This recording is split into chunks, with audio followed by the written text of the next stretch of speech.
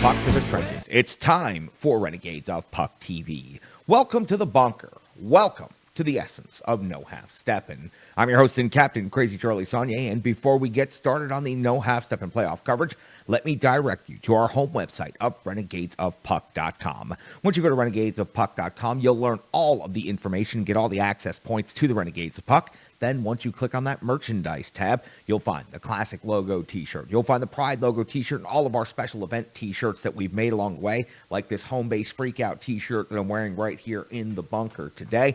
And then you'll see all the other incredible gimmicks from the Renegades of Puck, over 50 items with our logo on it and more on the way because we just can't help ourselves. We've sold out so that you can buy in. Renegades, we sure do appreciate each and every one of you for supporting us through merchandise. Every bit of profit goes directly to the Renegades of Puck. Social media is of critical importance, and we do need your support, Renegades of Puck. We have room for all of you in the trenches. It all starts with YouTube. We would appreciate if you would give us a subscription over there on YouTube. That is where we post the brand new episodes of Renegades of Puck TV. Once you see those episodes of Renegades of Puck TV, we sure would love it if you would share them on your Facebook page. If Facebook is not your preferred platform for social media, then please share those links by retweeting, liking, or just posting them yourselves on Twitter. You can also find each and every one of the Renegades of Puck individually and reach out to them. Always very willing to interact with the Renegades of Puck. You can also find the Renegades of Puck on Instagram, and you know that you can find the Renegades of Puck now on every single platform that exists when it comes to podcasts. That's right, Spotify, Apple, Google, and so many more. If there is an area and a platform that is posting podcasts, you can find the Renegades of Puck. So please make sure you are giving us some support in those brand new endeavors as we beef up the audio podcast version of the Renegades of Puck. You can also find us on Twitch. That's where we have our live behind-the-scenes community, and we sure do have a lot of fun over there. You see how I decorate the set. Sometimes you see me set up the equipment and break it down. F-bombs, second takes, mistakes, they're all happening over there on Twitch and only on Twitch. You also have a chance to get the information before anybody else does. It's not pretty, it's real broadcasting, but it is an opportunity to see exactly what we do behind the scenes here in the bunker for the Renegades of Puck. We would appreciate it if you would consume the essence of no half-stepping on any or all of those different social media platforms. It sure means a lot to us. It doesn't cost you a penny, and it only takes a matter of seconds to give a like, to give a follow, and to subscribe. If you'd like to become a partner of the Renegades of Puck, you would do that by going to Venmo. You would search renegadesofpuck.com, or you would just scan the QR code that is currently on your screen. Stick taps love and respect to anyone who's become a partner of the Renegades of Puck over the last 6 months. It has gone a long way to helping with the upgrades here in the bunker.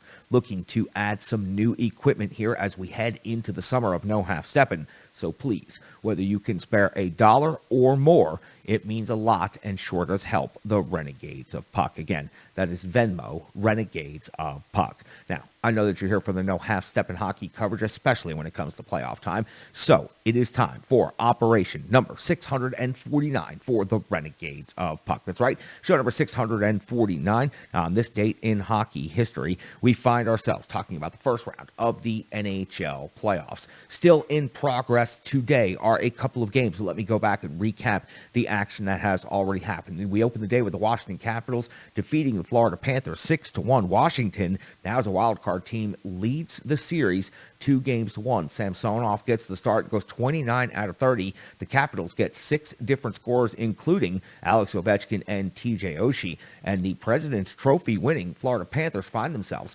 behind in the series and, frankly, do not look like their normal selves out there on the ice. The Colorado Avalanche defeated the Nashville Predators 7-3 at Bridgestone Arena, becoming the first series to reach 3 games in favor of any team, all 3 of those going to the Avs, who now lead that series 3-0. Game 4 coming up on Monday.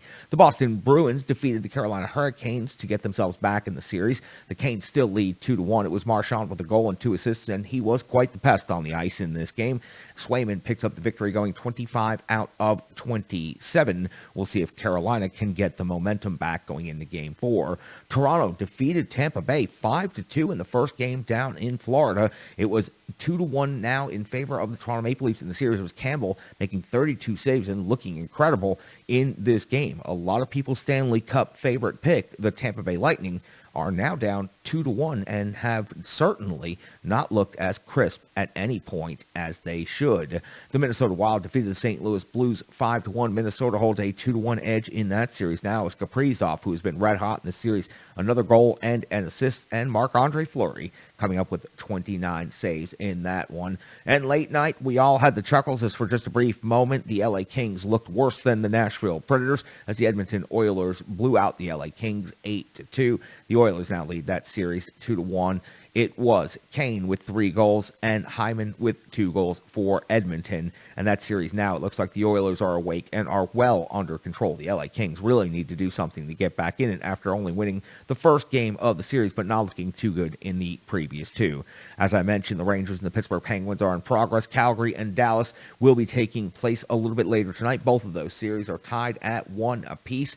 On Sunday, we have a full day of NHL playoff action. It is going to be incredible to kick back and watch. Carolina is at Boston. Minnesota is at St. Louis. Toronto is at Tampa Bay. And Edmonton is at LA. Start time staggered throughout the day, so we'll be able to enjoy a whole bunch of hockey. Monday, we'll see Florida at Washington, the Rangers at the Pittsburgh Penguins, Colorado is at Nashville, and Calgary will be at Dallas. Will that be the first series to end in the first round? Will that take place on Monday night on Bridgestone Arena ice?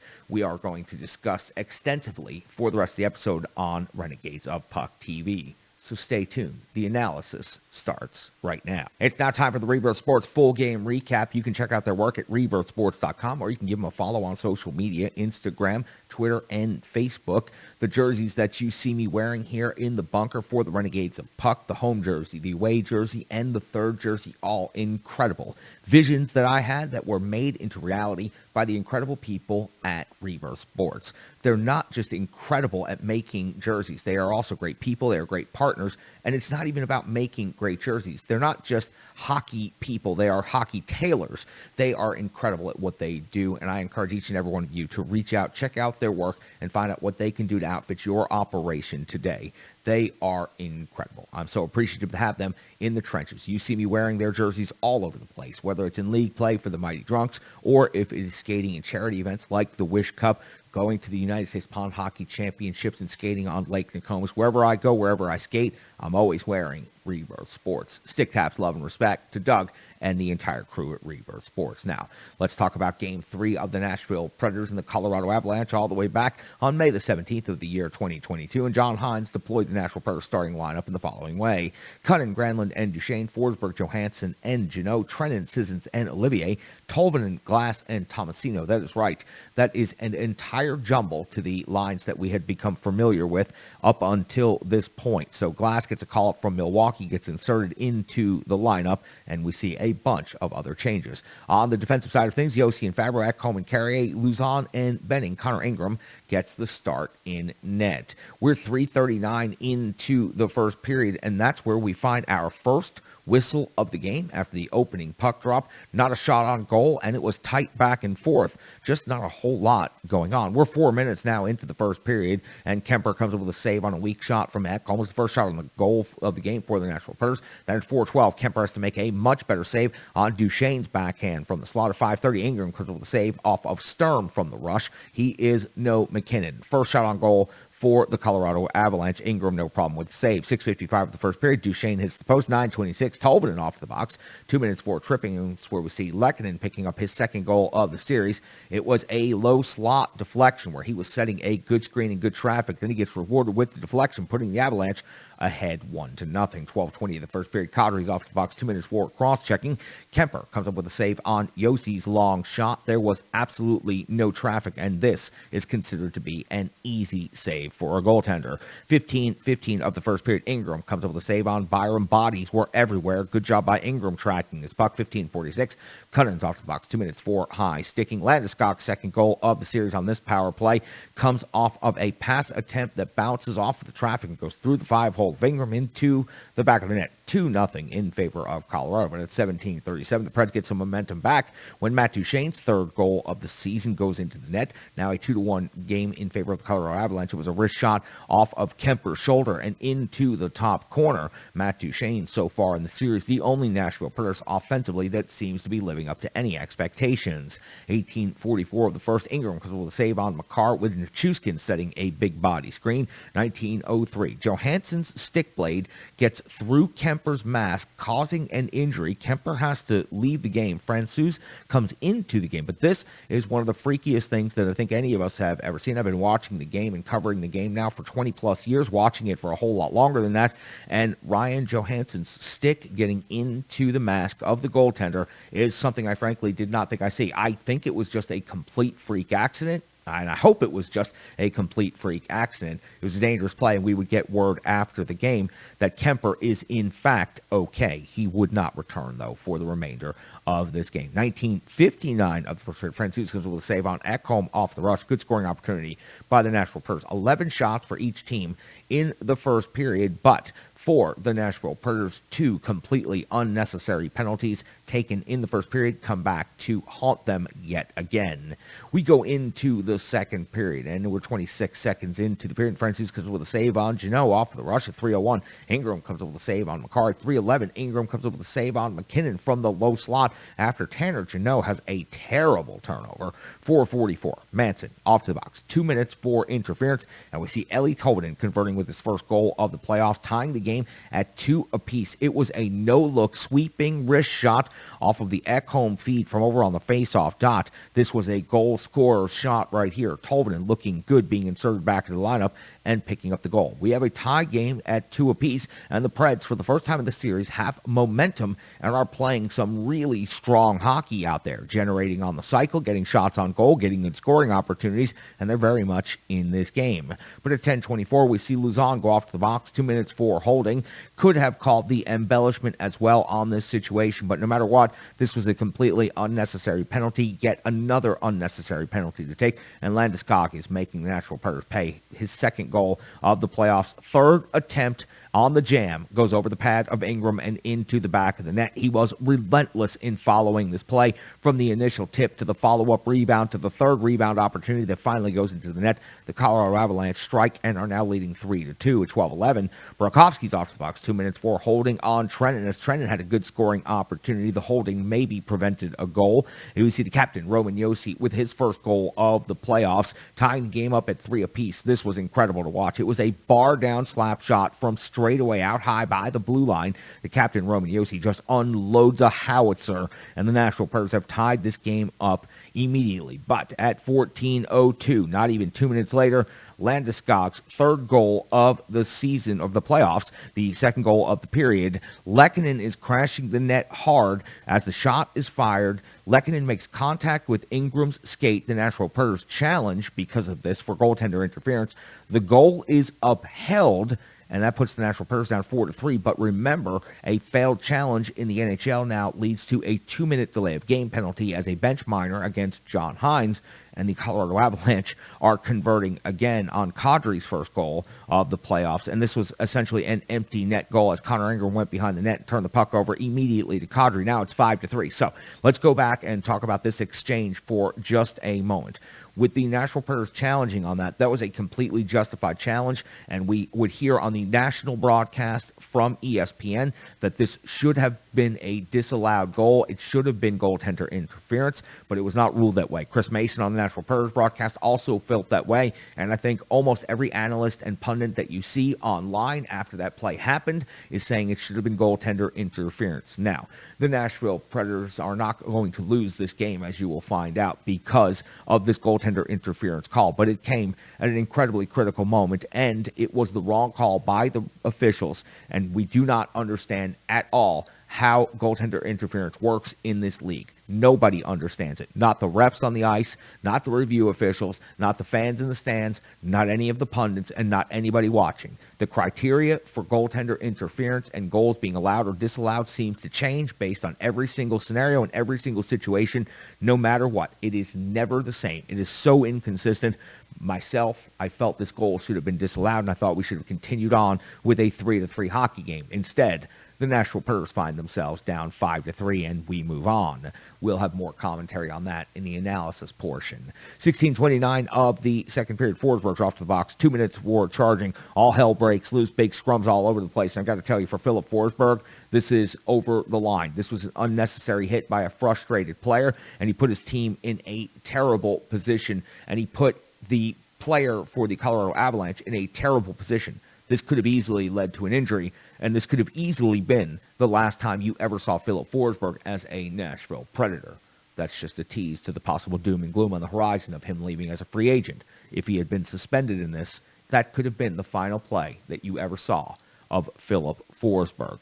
We move on to the end of the second period. Colorado is outshooting Nashville 30-21. A lot of high event hockey, but the third period would not be so high event. 35 seconds into the third, Ingram with save on McKinnon off the rush, 153. Ingram a save off of Tays with heavy Nichushkin traffic yet again. 4:13. Ingram a save on Landeskog with the blocker. At this point in time, it was obvious the Nashville Predators were not going to mount a come back in any way, shape, or form. Colorado controlling the puck everywhere, all over the ice. The Nashville Predators are simply not a factor in this third period. 9:33, Taves gets his second goal of the playoffs, giving Colorado a 6-3 lead. It was a bad line change, a slow line change, led to him having plenty of time to just skate in and take the heavy shot off the rush. As a matter of fact, it was also a soft goal by Ingram, so everybody participating for the Nashville Predators failed on this particular play. 17-14, Nichushkin gets in, empty net goal, putting up Colorado 7-3, and we hit the end of this game. The Nashville Predators falling on home ice 7-3 and being outshot 41-30, and frankly, not looking anything like the Nashville Predators that the crowd that goes to Bridgestone Arena on a regular basis had seen all season long. They were not anywhere close to playing the team identity or bringing the toughness or the jam or the sandpaper or anything that they said they were going to bring all season long, and then just dropped it off somewhere else for the playoffs and decided not to bring it. Another embarrassing loss for the Nashville Predators, as the John Hines era does appear to be clicking towards its conclusion. After the playoffs are over, we will have a lot more discussion and a lot more opinion on that. But with a head coach and an expiring contract that is about to be swept in the first round of the playoffs, and it be done in humiliating fashion after, frankly, being able to be a lot more competitive last year against the Carolina Hurricanes, but still losing in 6 games, and the year before losing to the Arizona Coyotes in the play-in round. Coaching malpractice examples all over the place, UC Saros being overworked and being unavailable for the postseason. These are things that we will have to discuss at much greater length coming up. For now, we will continue to cover the series game to game as it is, but it looks like there's only one more game to go. Connor Ingram in the previous game put up one huge performance. He did everything but be able to score the game-winning goal for the Nashville Predators, taking the loss in Denver, Colorado in Game 2, getting the start now in Game 3 at Bridgestone Arena on home ice. He would not have the same luck in this game, going 34 out of 40. Now, there was a goaltender interference call that we have already spent quite a bit of time on. Nostradamus is going to talk about that here in just a second, but you heard my opinion earlier. I think that without a doubt, this goal should have been disallowed. It should have been called goaltender interference, and they should have been able to continue on with the game, but that's not the reason Nashville Predators lost this game. Connor Ingram also, while they were shorthanded shortly after that, turned the puck over from behind the net and put the puck essentially into his own empty net. This was absolutely abysmal and just simply cannot happen. And now the question is going to become, and a lot of people are going to ask about UC Saros and his availability for Game 4, and I am going to just go ahead and tell you my opinion on that right now. UC Saros should be shut down and rested and be given the off-season to rehab and to heal and to train and be ready to start next season. He was a Vezina caliber goaltender at one point in time this season. He received some attention for that at the end of last season through a heavy workload and, frankly, being overworked this season, being started on back-to-backs. He was not the same goaltender the final month and a half of the season that he had been previous to that. So I say shut UC Saros down. Do not bring him back at this time of the season. It is pointless to bring him back in just to watch the team be swept in Game 4. Nostradamus has some strong opinions on the goaltender interference and also everything that's happening between the pipes. So I'm just going to turn it over to Moss right now. Find him on Twitter at GreekGoalie35. Watch him right here on Renegades of Puck TV. Thanks, Charlie. A deflating loss to the Colorado Avalanche on Saturday afternoon for the Nashville Predators. Connor Ingram, an overnight superstar after his performance in Game 2 up in Colorado, stopped 35 out of 41. Was okay. He didn't killed the team by any stretch of the imagination. The better team won. Now, of course, you can blame him for the 5th and 6th goals in that game, but let's go back to the 4th goal of that game, which was, of course, the goal that was disputed by head coach John Hines for goaltender interference. To me, it seems very clear it's goalie interference. It said so on the broadcast. Many people were thinking the same thing. Surely it's going to be goaltender interference. It's going to be challenged. It's going to be overturned. It's still a 3-3 game, and the Preds are still in it. Instead, what we got was a very quick decision by the officials indicating that it was not goalie interference. And, of course, the ensuing power play, the turnover behind the net by Connor Ingram, the miscommunication with his defenseman, led to another goal by Nazem Kadri, 5-3, and game and basically series over at that point. My problem with this is that what even is goaltender interference? We very clearly see Arturi Lehkonen, who already has a history of goalie interference in this series already, and he skates right in, puts some snow up, and skates directly into Connor Ingram's left skate. His skate was right on the edge of the crease and clearly makes contact with him just before the shot was made by Gabriel Landeskog. I don't know any other way to put it other than I'm baffled and I don't know what goalie interference is. It's very clear on the broadcast they don't know. It's very clearly that nobody in the NHL knows what goalie interference is. There's no consistency to it. You had goalie interference called when somebody gets shoved into the goaltender in Game 1 of the Pittsburgh Rangers game. Now you have this instance right here where he skates in on his own and makes contact on the edge of the crease and nothing is called. The goal is allowed to stand. Quite frankly, I'm sick and tired of talking about goalie interference, and the NHL has to realize this, that every single NHL playoff run that happens, there's a critical point in a game or a series where goalie interference is going to be questioned, and it could tilt a series and potentially the Stanley Cup one way or another. You can't continue to have this kind of ambiguity occur when it comes to something this crucial. You either clarify the rule or you make it a completely different rule. If you all remember, late 90s, early 2000s, there was a rule where a skate in the crease is an automatic disallowed goal, whether or not you made contact with the goalie or not. It's a flawed rule, that's why they did away with it. However, at least you had a set instance where there's no gray area. If your skate is in the crease before the puck enters the crease, it was disallowed. Flat, period, end of story. I'm okay with that because players will adjust to it. You can still stand around the crease, even if they have to reduce the crease size by a couple of inches just to give a little bit more room for forwards to battle in front of the net. That's fine. But at least you have something that is black and white. There's none of this questioning afterwards. What's goalie interference? What isn't? What can you do? What can't you do? Because there's zero consistency with it. You flip a coin, you throw a dart. Who knows? Okay? We're sick and tired of talking about it.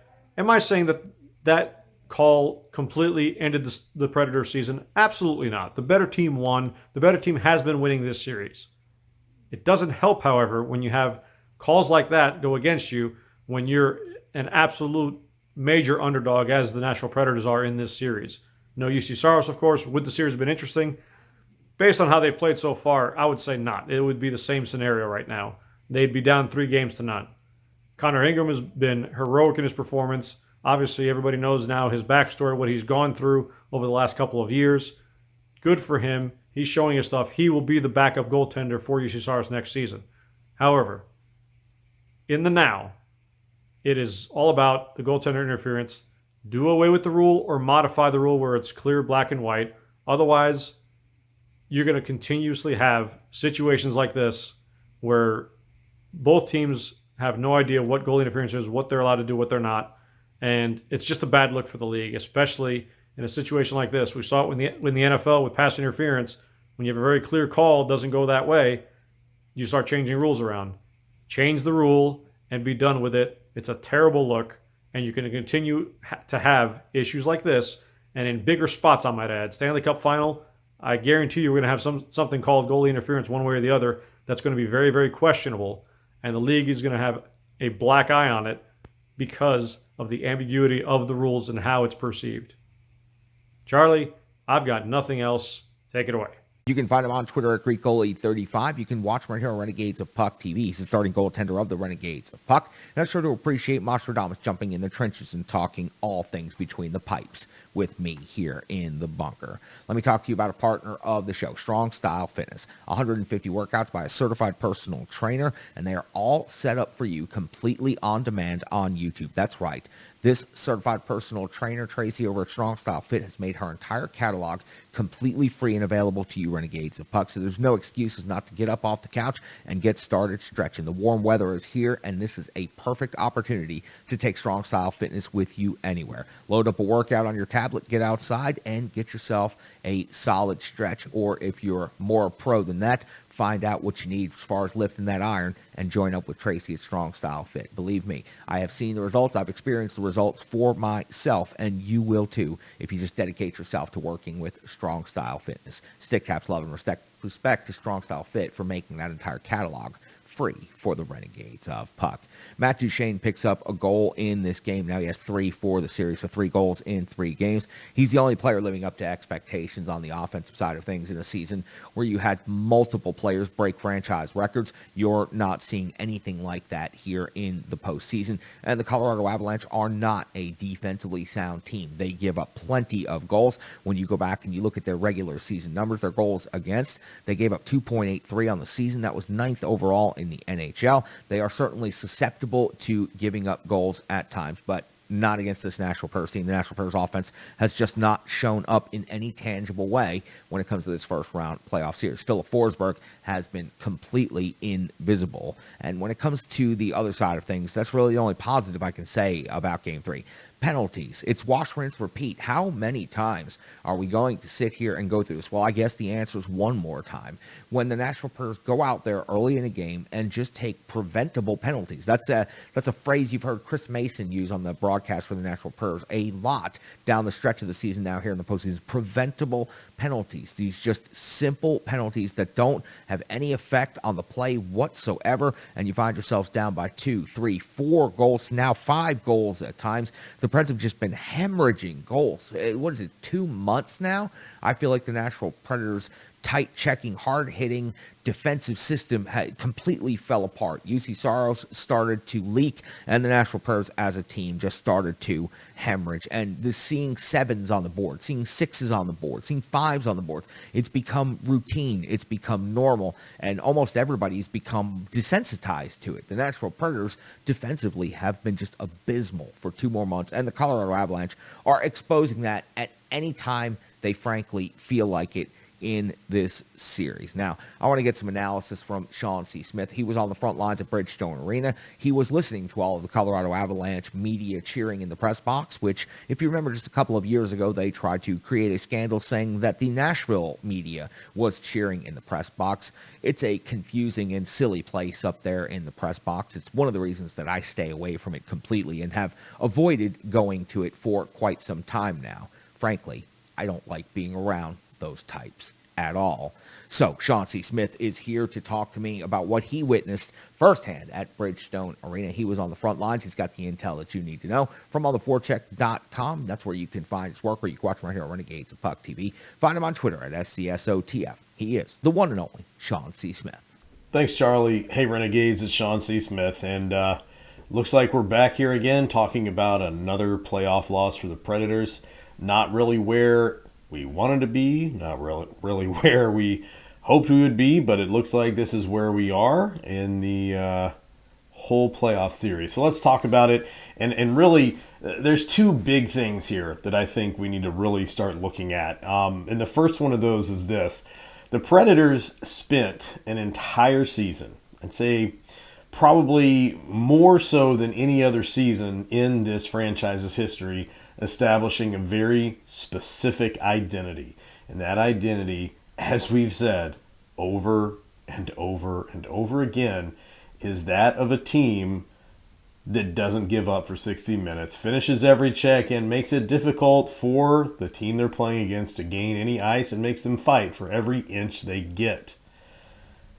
And the purpose of that was to give this team the best chance to win games, to give them the best chance to get into the playoff series, and of course, once there, to give them the best chance to win those games in the playoffs, and that team has not showed up.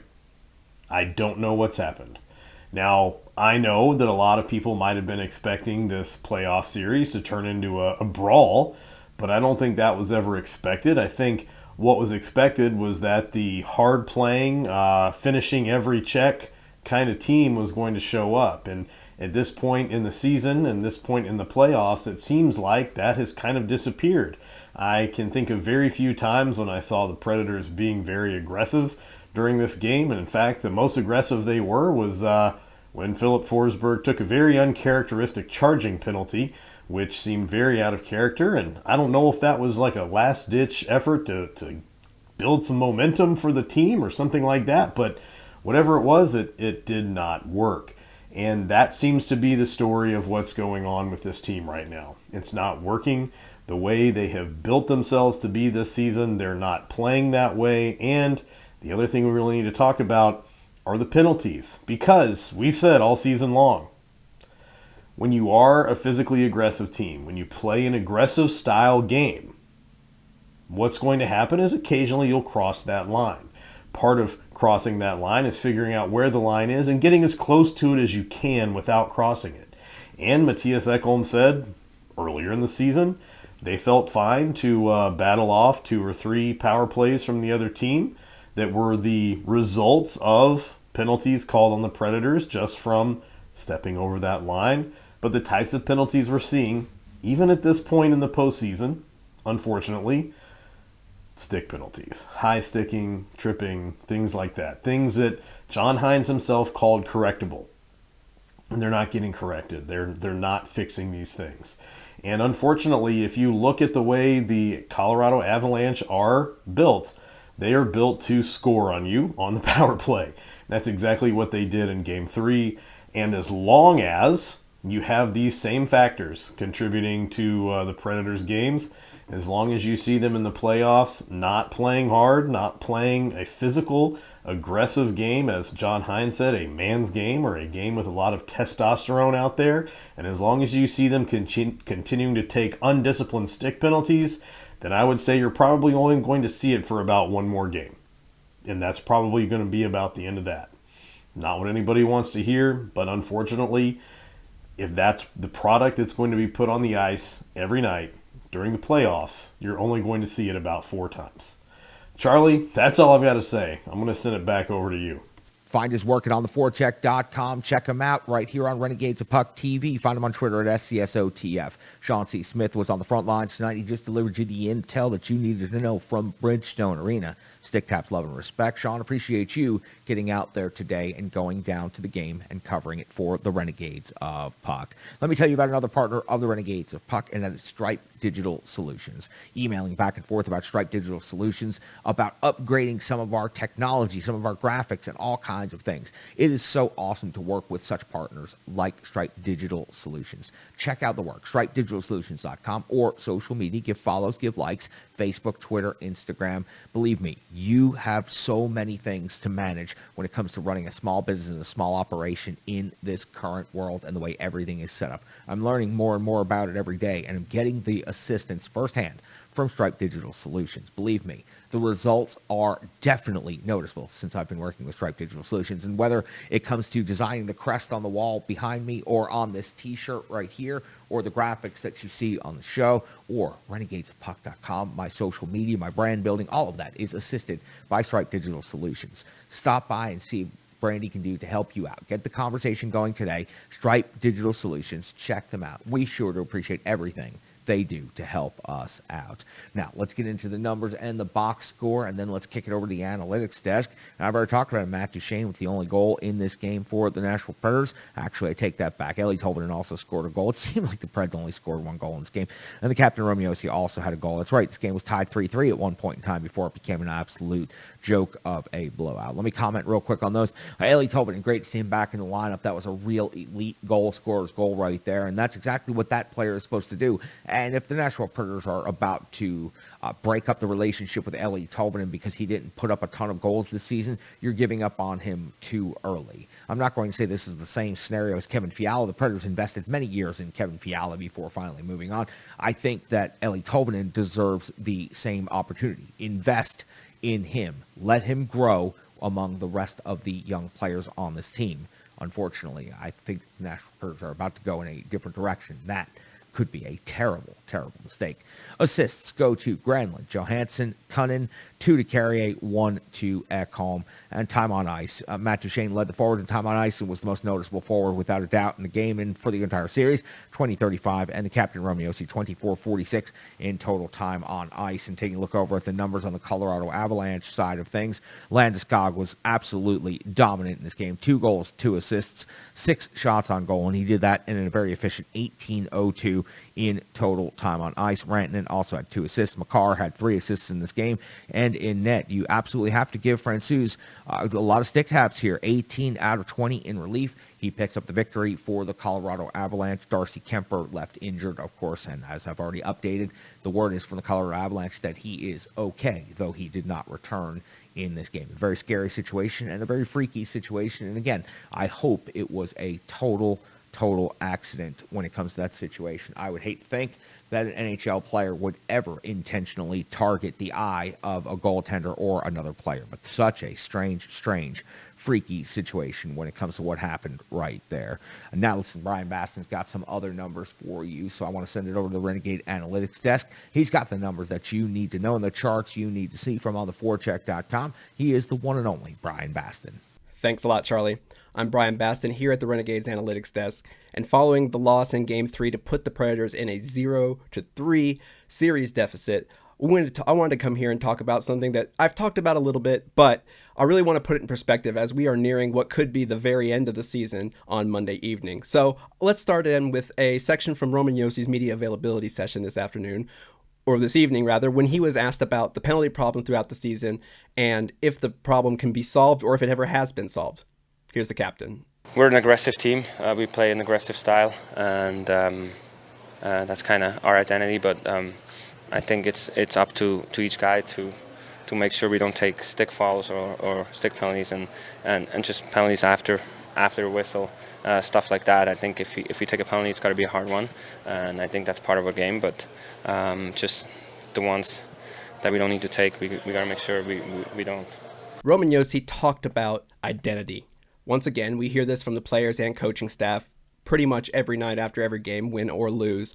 But he talked about how this team has a physical identity, and that despite that, this identity has helped them succeed. That identity got them to this place.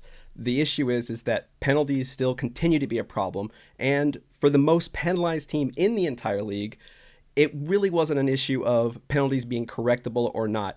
Your special teams can be great. They can be as good as you possibly can. Remember, this year's team is the best the Predators have ever been on the power play. And they're not awful on the PK either. They're middle of the league, but the problem is they're on the PK so much. So let's look at and see, is this team, did it get any better? Do they have the discipline to stay out of the box? And what is the reason for this problem recurring? So on top, the whole season, including the playoffs, Nashville had taken 335 penalties. That's just minors. That's not fighting majors. That's not anything else. Those are just minors. Now, 335 is an average of over 3.9 penalties per game this season. In 85 games, 3.9. So that's the average. Where did they stay? Well, in October, that's where they started at, exactly 3.9. And they did get their lowest month of the year in November. They had 14 games in November with 49 penalties, averaging their lowest at 3.5 a game. Remember, that's average. So they're taking between 3 and 4 of these every game at their best. So how did it get worse? It did.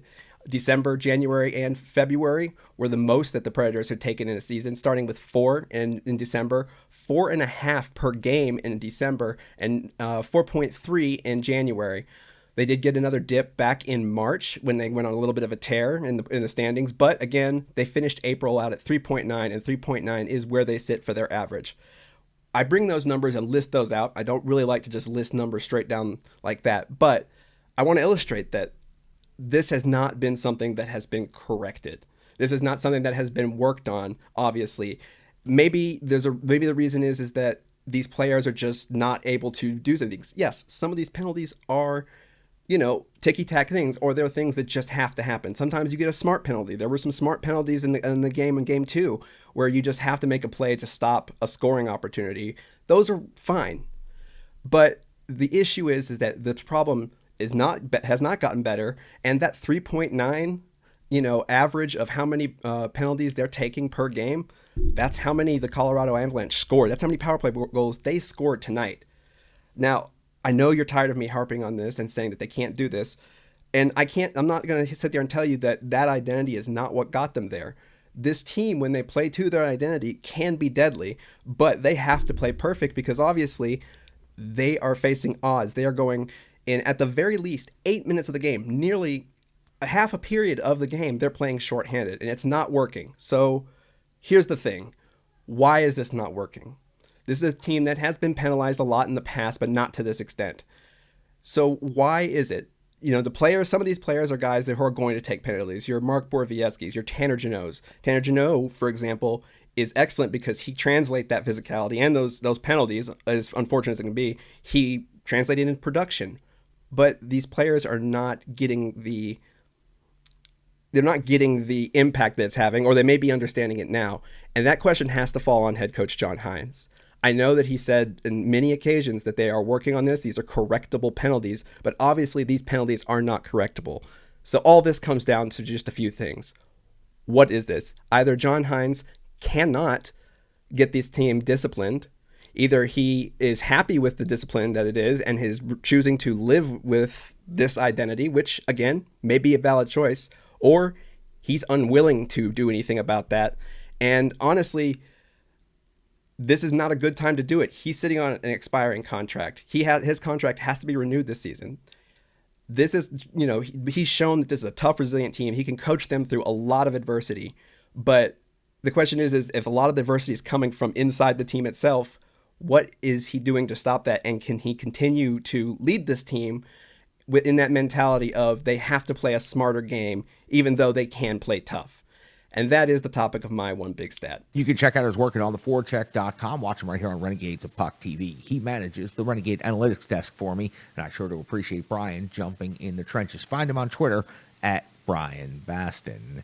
Want to tell you about Blessed Day Coffee, and I sure do appreciate Blessed Day Coffee. Stick taps to you guys. I appreciate the promo code that you have made available to the Renegades of Puck and the deal that you are offering. 10% off with the code FANGS2022. You see that coming up on your screen right there, and that's at blesseddaycoffee.com. That's where you go ahead and place your offer. You see what I have over here on the desk at the bunker. I have my official bag of Banner's Blonde Roast, and I have already made myself a cup, and that is what's helping me fuel me here as I record this episode of Renegades of Puck TV. So I sure do appreciate Blessed Day Coffee for jumping in the trenches with the Renegades of Puck and being willing to work with the Renegades and set up a promo code and help us out throughout the playoffs. These late puck drops, these early mornings, we certainly need the help. We certainly need the support. And Blessed Day Coffee has really come through in a huge way for us. So we are very, very appreciative of you guys. Stick taps, love, and respect. Great coffee, great product. And I got to tell you, the bunker has never smelled better.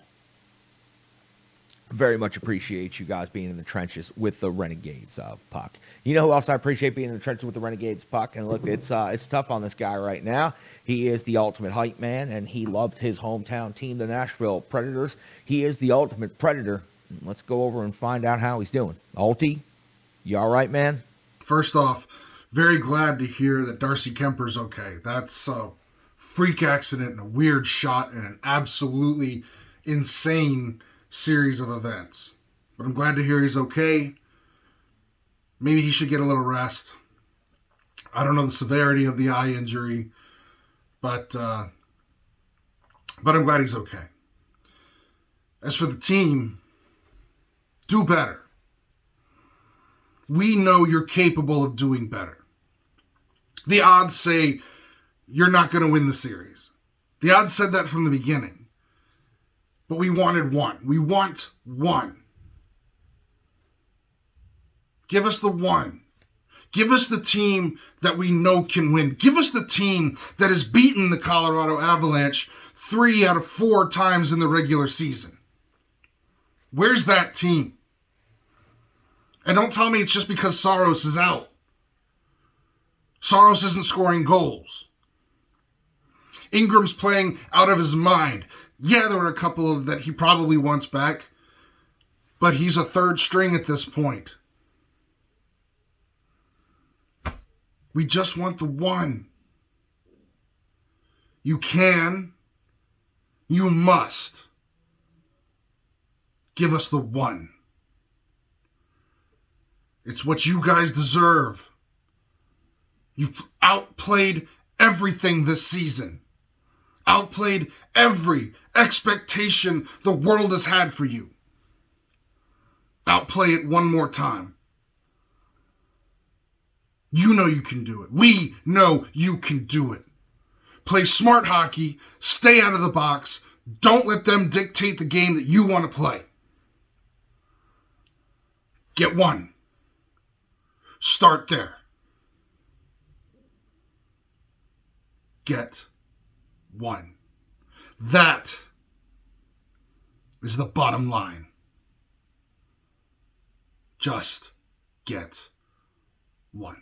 He is the ultimate one. He is the embodiment of the Nashville Predators fan base, and he is definitely suffering right now. And let's go ahead and close the show out and just start with this. He's suffering because, well, the Nashville Predators are on the precipice of being swept for the first time in franchise history. Even in the leanest years when the team was barely qualifying for the playoffs, they were still finding a way to squeak out at least 1 or 2 victories in those playoff series. That does not seem to be the case for the Nashville Predators in this particular circumstance. Now, I typically lead with no handshakes on home ice, but for the Nashville Predators, not only do I believe there are going to be handshakes after Game 4, but I believe there should be handshakes after Game 4. This is a team that does not earn or deserve an opportunity to continue playing hockey this season, and frankly, they need to sit down and do a very critical analysis of the entire franchise moving forward.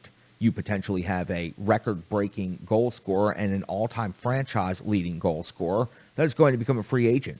If this team is not ready to pay, then what are they going to do? You have a head coach whose contract is expiring, and frankly, he has underperformed as a head coach in this league. And when you see how many times other teams and other franchises move on from underperforming head coaches, the Nashville Predators should probably do the same. You have a general manager that has been in the league for over 40 years, the only general manager that the Nashville Predators have ever known. The Nashville Predators have yet to win a championship. David Poile has yet to win a championship.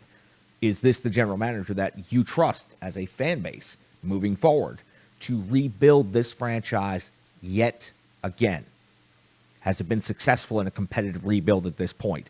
These are all things that we are going to have to talk about and going to have to discuss. But for right now, we're going to continue covering the series. But as far as I'm concerned and Renegades of Puck, I have always taken the positive side of things. I have always said fight until you can't fight any longer, and it's not over until it's over. In this case, watching this team fail at their season-long identity, watching the offense completely disappear, you see Saros not being available for this series. What happened today? Game 4, it's over. Handshakes, off-season discussion. Let's figure out what this franchise needs to do to correct things and start moving forward. That's hard for me to say, Renegades of Puck. I love covering hockey, and I certainly love covering the NHL. Once the local team loses, it becomes more and more difficult to cover hockey on a daily basis. We'll continue doing that right here in the bunker and the trenches. So we sure hope you'll stick with us, and we sure do appreciate each and every one of you. Thanks to all our great partners. Thanks to all the great Renegades of Puck. It sure has been fun covering this season's hockey, but unfortunately, it's coming towards its conclusion. Stick taps, love, and respect, my good Renegades. I'll be back in the bunker talking Game 4 sometime